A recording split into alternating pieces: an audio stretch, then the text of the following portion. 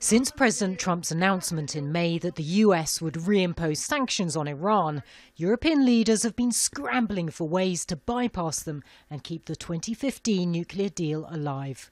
In September, the EU finally came up with a plan, a new payment mechanism allowing European companies to trade with Tehran and avoid US penalties. The participants welcomed practical proposals to maintain and develop payment channels, notably the initiative to establish a special purpose vehicle to facilitate payments related to Iran's exports, including oil and imports.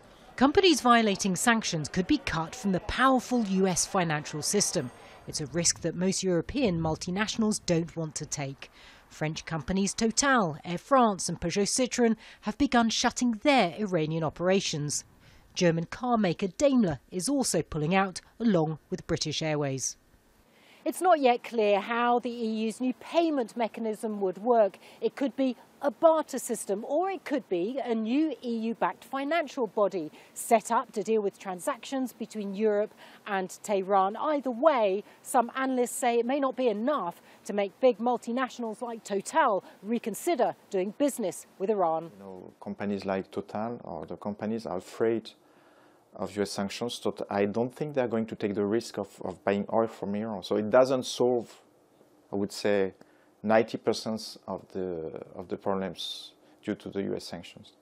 The plan may be flawed, but it sends a political signal to Washington and Tehran that Europe is determined to maintain the accord, even though relations between some European countries and Iran have deteriorated. In October, Danish officials said they'd prevented a planned Iranian attack on opponents in Denmark. A few weeks earlier, France's government said that they'd foiled a similar plot. There are efforts to preserve this accord, but it's more about maintaining cordial diplomatic ties.